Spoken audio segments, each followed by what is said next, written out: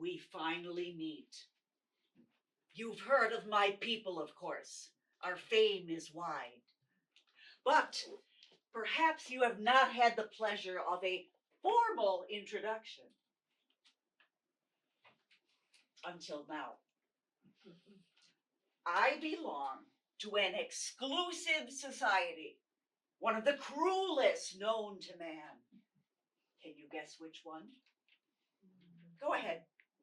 See if you can guess.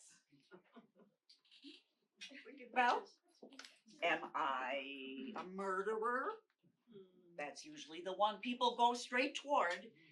And yet, I must disappoint, for there is no blood on these hands. Yet. So, what else could I be? A tyrant? Now that's another possibility. And I agree, they too can have their vicious charms. But even a tyrant is no match for us. What was that, a lawyer? I said feared, not hated. A cannibal. Now, that's one I don't hear very often. Interesting, but not really our style. Too messy. Chocolate? Anybody? Oh, now come on. Someone must know. I'll give you another clue.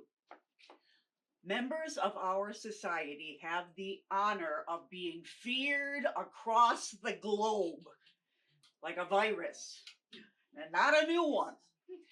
Generation after generation has handed down their warnings of us. And did I mention, we are all women? You've guessed, haven't you? I knew you would. Well done. And can't you see how obvious it is? For what else could I possibly be except the evilest of all creatures?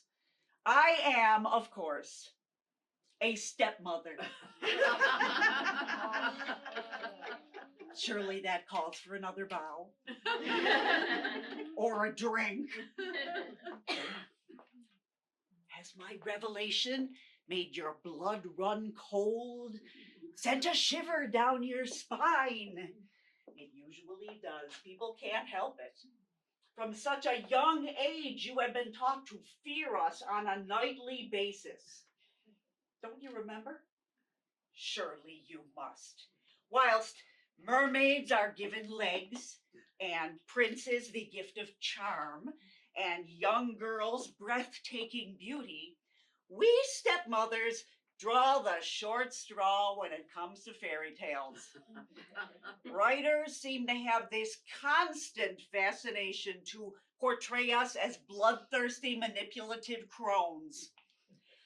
We are accused of child labor, poisoning, banishing children from their homes, even locking them in towers, all in pursuit of our greatest desire, eternal beauty.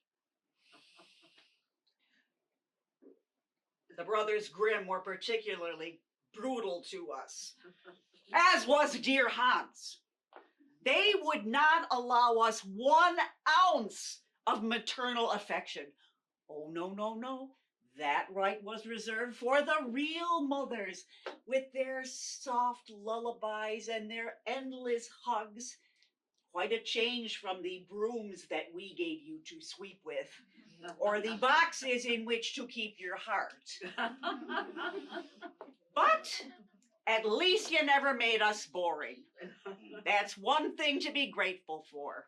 And your perspective could be seen as feminist in a weird sort of way.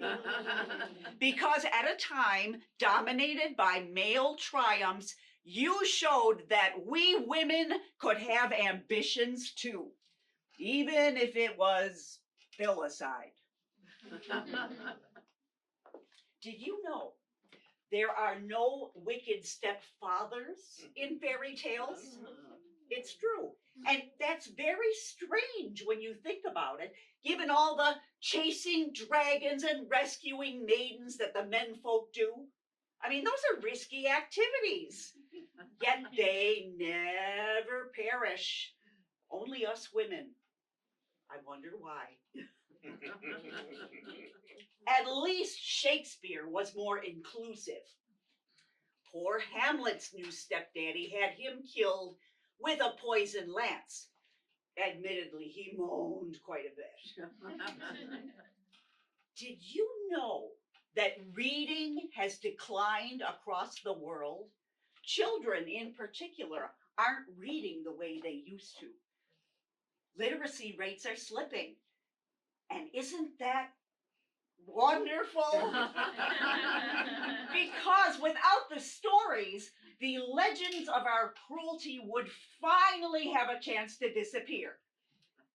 Well, they might have, if it were not for him. Not for centuries has someone been so determined to paint us as the evil villain. And he plays dirty. Oh, so dirty.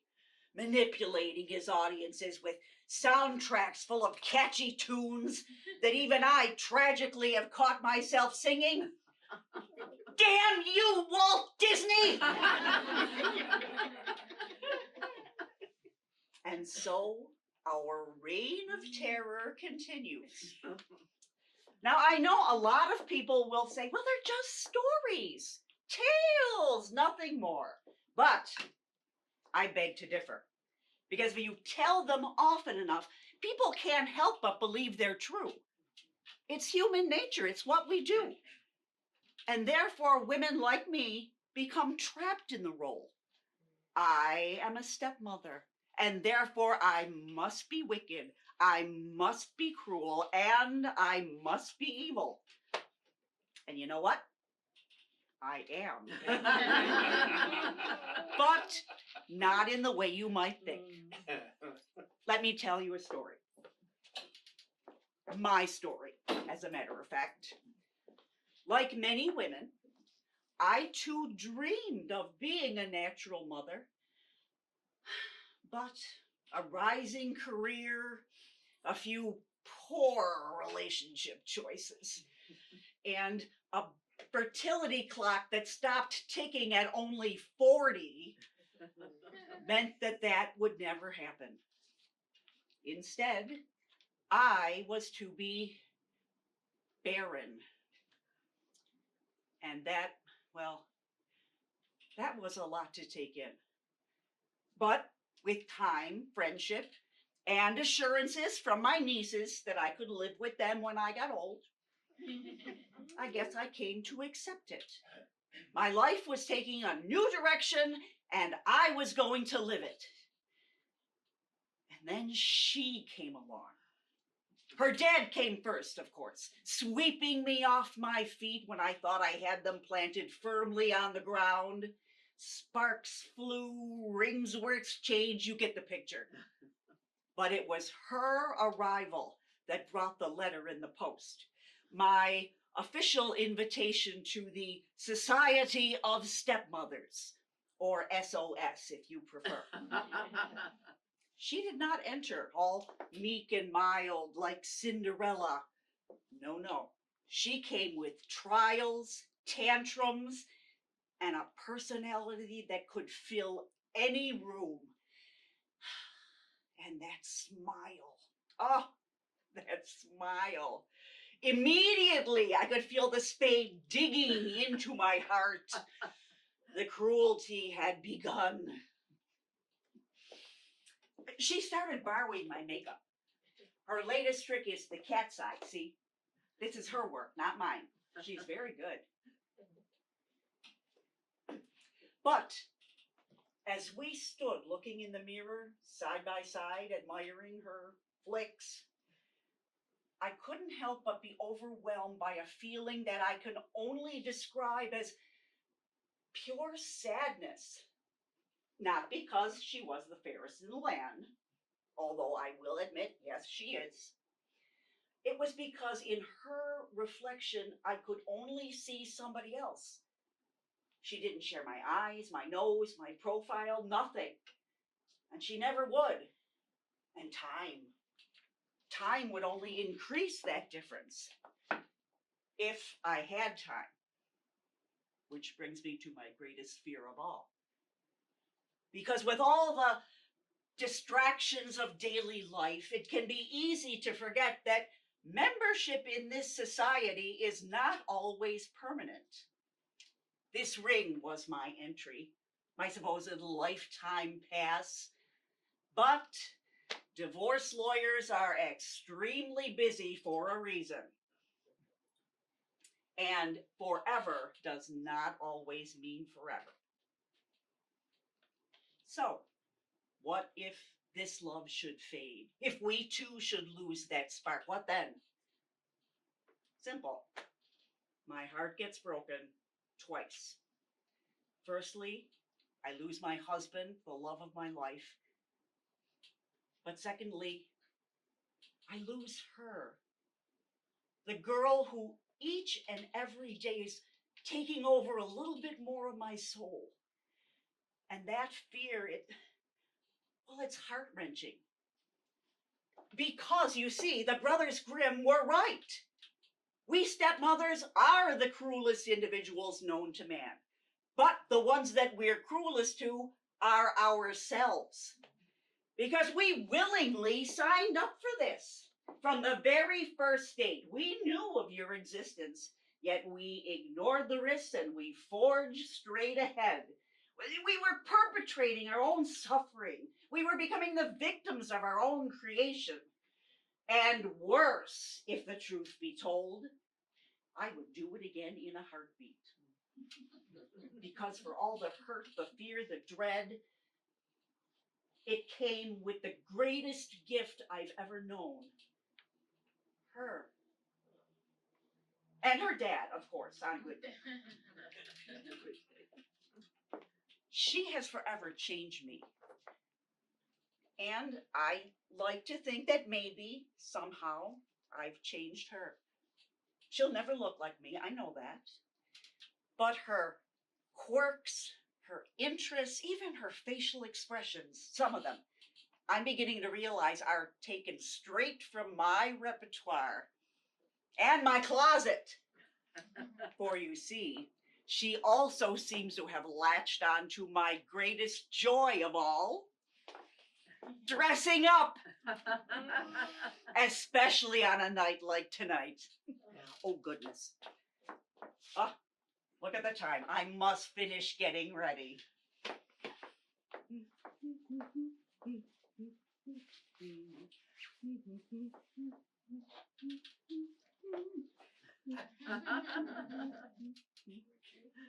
What? Job has to come with some perks. And I do look good in a crown. Trick or treat! And just in time. Now, where is my partner in crime? Oh, Snow White, I have a shiny red apple for you. Snow White! I heard you. Gee, isn't there a cliff you could be falling off? You hear that? Such a horrible sense of humor, right? I gave her that. That's all me. My life as a stepmother will never be easy. I know that. Lord, do I know that. But I'm not going anywhere, no matter what it throws at me. However cruel, however evil, I'm here. And I will simply take my inspiration from the brothers who created me. I shall Grimm and Bear It. Grimm and Bear It. And now, it's time to be wicked.